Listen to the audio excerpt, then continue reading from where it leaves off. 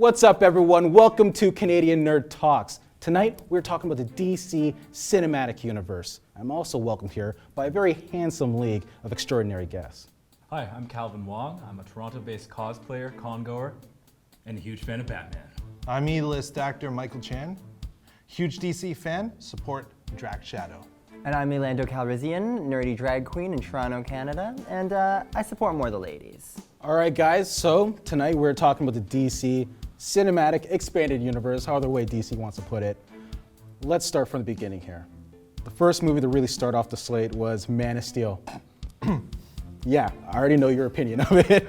So let's get down to it. Okay, what's everyone's opinion of that movie, and how do you guys feel it really kickstarted this new expanded cinematic universe? Me personally, I happen to be a person that really liked the film. I feel that those Nolan movies are very much on their own, and it's kind of given WB a foundation to kind of lay their tone and feel and an overall atmosphere, but those Nolan movies are very much out of the picture. DC is taking the feel of the Nolanverse and transposing it onto the current cinematic universe for DC, which kind of gives it a continuity, I guess, that I don't necessarily like. As far as Man of Steel is concerned, honestly, I don't even feel like it's a Superman movie. To me, it's a superhero movie. He's not Superman, because honestly, that Superman, that Man of Steel, is not Superman. His core characteristics are not there. This is he's a nasty person, and yeah. You hurt me right here. Also, Amy Adams as Lois Lane. Oh. No. How about yourself, Calvin? Well, I'm with you on that. I loved the movie. The core parts from the Christopher Reeve movie, it was a lot of, okay, Superman is here. He's in the Earth's atmosphere. He's saving planet Earth. And people just accepted it. But this Man of Steel version, you're actually considering the possibility of aliens are out there. What are we going to do? As well as the feelings of isolation that Clark feels because of his extraordinary abilities. All right, so I did kind of talk about BVS that is happening later on this month, March 25th. If you were lucky enough to get your tickets, I am jealous of you. So let's go ahead and let's hear what you guys have to say about BVS. There's been so many trailers so far. A lot of them have been 2 thumbs up, and some of them have been not so well received by the public and fans and everything else like that, filled with spoilers that some people would say. Doomsday. That's one of them right there, and that's a big one. So yeah, let's get your opinion. How about you, Calvin? Start off with you. They're doing something different. They're telling a story as it is. The characters are just being thrown in there, and hopefully you know who they are. That way you don't need a backstory for them. And it's going to be interesting to see, because there is the Marvel formula of having standalone movies in order to introduce them. But in this way, they're just throwing the characters in, you get introduced to them, but the stories might come a little bit later on. Realistically, I personally think it's actually a gimmick. I just feel like even the promotion that they're trying to push out, it feels very forced. Everything with this movie feels extremely forced. They're trying to promote that it's like, oh my God, biggest event ever that we've ever seen, Batman versus Superman. You've been waiting the entire time. It's like, no, we were waiting for Nicolas Cage and Michael Keaton to fight in Batman versus Superman, because that would have been amazing. But were we though? That's the thing though. Have you seen, Superman Lives and everything else, like all the production stuff behind that with Nicolas Cage? Were we really waiting for that? Okay. But you're also talking to the drag queen. Of course, she loves the light up suits and stuff. They were awesome. Right? Yeah. But no, I mean, obviously I have high hopes for it, and I can't wait to see how they take this entire universe forward.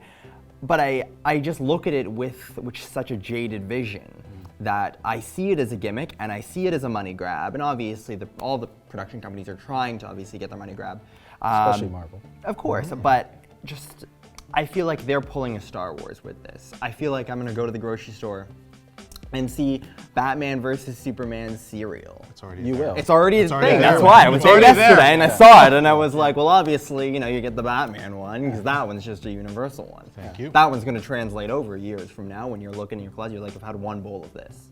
But there's probably also never gonna Avengers get this. toys as well, all over the place. Oh no, I'm not saying that. I'm saying that they're doing the exact same thing, but I'm just saying that DC is finally trying to be like, okay, well, Yeah. how can we do quick gimmicks, quick, which is why everyone's trying to unload all of these dates on us years in advance, being like, hey, I hope you guys have your calendar for the next 45 years planned, Yeah. because Scarlett Johansson's gonna be in a nursing home being Black Widow. It's gonna be amazing. Still beautiful though. Well, here's the thing. I worry about, not that I'm not excited about BVS, but I worry that with the amount of time they have in the theater, that they're just trying to take on so much at once. I understand this is the dawn of justice, that this is the start, as you say, of the Justice League. But I mean, wow, you have, Batman that you have to explain. You have Wonder Woman that you have to explain. Hell, we haven't even seen Aquaman in the trailers yet. And who else are they gonna throw in there? You have Doomsday. I think you and I were talking at one time about Darkseid. Like, how many more things can they possibly Well, you know throw that there's in going to be Flash and Cyborg Oh, that's as right. well. Oh, thank God. Okay. Yeah. But you understand, there's so much. But I'll say this, okay? When David S. Goyer left the project, that is when I started getting excited. His comments about She-Hulk, about Martian Manhunter, those are inexcusable. And knowing that he wrote Man of Steel prior explains a lot to me about the tone, the story, and everything with that. If there is one kickstart to the DCU, I think it's BVS. BVS is going to be the real kickstart, if anything, at all. So but that's the thing. You are excited for BVS. Of course. Everything that's Now coming I am. forward. And now everything else. We got Right. Chris Terrio coming in. He wrote the next draft, and that's actually the final draft that we are actually going to see. Exactly. The way I see it is that we're not going to get anything bigger than BVS. Those are the two biggest heroes ever in comic book. You have Batman and Superman. It's an event. And the way that I see it is that there's really is no playing catch up if BVS is good. If it's a good movie, DC already caught up. But let me ask right you then and something. there. It's the first appearance of Wonder Woman Yeah. in the cinematic universe. Yeah. They need to make her important. It can't just be the two guys that you're talking about. No. She needs to be just as important as them if this is the first time we've ever seen her. I don't agree that I think that this is the new start or anything, because they're obviously not doing the same thing. It's completely obvious that with what they've shown with Suicide Squad, they are not touching on anything Batman versus Superman. It's like nothing that we've seen, really. All right, so let's actually talk about that. Let's talk about Suicide Squad. Okay, it was shot here in Toronto. A lot of stuff going around in the city, production-wise. I think we all pretty much know someone that's at least worked on it at some point, and everything else like that. Exactly. All right, let me put it this way. Why are there two Suicide Squads? Why is there one on television? And why is there one in the movies? Why are there two Amanda Wallers? Why are there two Deadshots? Why on earth are there two Katanas right now? Because I don't want to spoil anything about the TV show, but Katana is legitimately functioning at the same time once the movie comes out. Once the movie comes out, yeah. That does actually bother me, that lack of continuity, and the fact that they're trying to force us to accept two of the same thing repeatedly bothers me. Is it forcing, or is it just something different? Like, why does there have to be a formula But why for both does it have to cinematic be at and the same TV? time? But the thing is also too, I mean, we're forgetting one huge thing of the comics. What's to say that the TV universe is canon to the cinematic universe? They could be completely different universes. One could be Earth 1, one could be Earth 1,000,008. Like, it doesn't matter. And that's the thing, and I don't think DC's smart enough to do this. Yeah. But the only way I will personally accept that there are so many versions is if this, at some point in the future, because in Flash, you've already seen that they can jump universes, there's Earth 1, Earth 2, whatever. I want Crisis on Infinite Earths. That, to me, is the perfect endgame for this. Because if it's not, and it's just another universe, I just think they're asking too much of their fans. As long as Personally. we don't have like a giant DC Comics move and we get a Convergence movie, because that would just be awful. Or Flashpoint. Right? Well, I think they already did talk about how there is multiverses. Of course. I think producers have talked about it. I think certain stars have talked about it. I think even Ezra Miller mentioned in an interview he had talking about his role as the cinematic Flash. Right. Personally, I don't see an issue with having two different universes happening at the same time with the same characters happening at the same time, because it's something different. And I feel like something like that, as you said, like an Infinite Crisis kind of scenario can happen, but it's going to happen down the road. That's what I want. It's not going to happen right away. It's not going to happen in Justice League 2, Part 2. It's going to happen past whatever the last film is, which I believe is Cyborg. That's happening. That's what I'm talking about. Yeah. All right, guys. Final topic. What is something that you're looking forward to going forward in the cinematic universe, and what is something that kind of irks you, kind of gets you very scared? I'm very excited for all of them.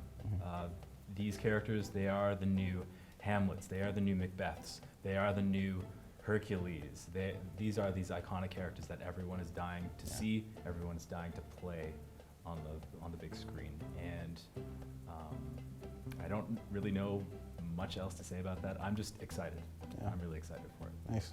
How about you, Mac? I'm concerned because of the current marketing that they've been doing.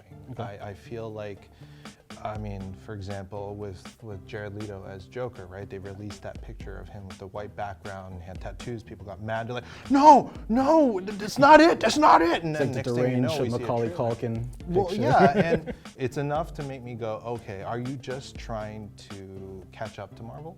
Are you so worried about Marvel you just can't do your own thing and stick to your guns? And that's a worry. But mind you, and despite my criticisms, I'll be honest, I'm very excited. One of the things I am so excited for, and I did work on Suicide Squad, and it's very close to my heart, is as a kid, I remember turning on YTV and being so afraid of Batman the Animated Series, some episodes, but I could deal with it, got if it was like a deep Harley sometimes. It was, episode or something like super that, deep, or man. Poison Ivy. I'd be like, oh, I can totally do this. These they're fun and they're campy, but if it was like the Joker or something like that, I would be too afraid to watch. Yeah. So I've always had a place in my heart for Harley, and seeing it come to life has been like a huge thing for me specifically, and I mean for a lot of people, right? I mean this is Harley on the big screen, right? Like we've been waiting forever, and a lot of people are saying, oh well now she's skank Harley, you know, and now she's just showing her ass and this and that. Well, it's like, well, no. Harley has changed with the generation, sadly. You know, if she were just in her cat suit, still she would not be taken seriously. And one thing that I actually am really worried about is that one day this will just become the Joel Schumacher again. Obviously, we had 2 great movies in the past, and then everything went downhill at an alarming rate. So what's to say that, you know, sure, we have 2 great movies, and then we have Ant-Man. Well, You know, like I'm saying the next DC cinematic movie could be awful. Yeah. And then we're all just putting pies on our face and being like, oh no. that's my concern. That's and I feel like that happens with any universe or any franchise. I feel like really like the superhero movies aren't going to be around forever.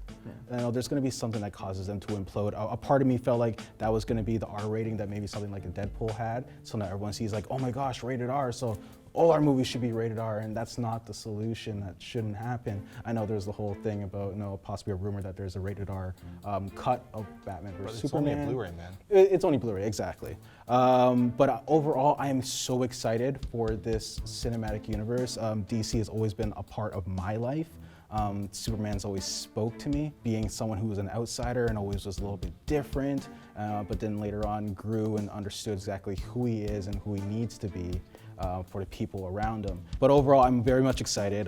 There's always going to be concerns. Nothing's perfect, but I think right now, the state of this universe with WB and DC, I feel like it is in good hands. All right, guys, so I think that's a great close to our episode tonight. We also made a poll here on Twitter discussing what you guys are most pumped for coming forward with this DC universe. Right now, we have it at BVS at 22%, Suicide Squad is at 39%, Wonder Woman, I feel like this should be higher, is at 9%, and Marvel for the win, for all you Marvel trolls, is at a 30% Hey. there. So you're even lucky we gave you that option. Let's be serious, okay? But come on, we're all excited for it. I feel like Wonder Woman's going to be a blowout here when BVS does come out. So you know that the percentage is going to get a little bit higher.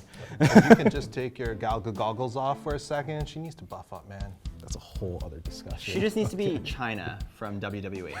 No. Again, a whole Ronda other Rousey, discussion. man. Ronda Rousey. Okay, guys, so go ahead, subscribe to us over at YouTube, and also check out some of our other content. We have Deadpool videos, we have anime con videos, we have everything there for you. And leave a comment, let us know what you want to see. It's a whole community here. We're here for each other, and we're all here to talk. We'll catch you guys later. Don't forget to like. And share. And subscribe. To all these guys.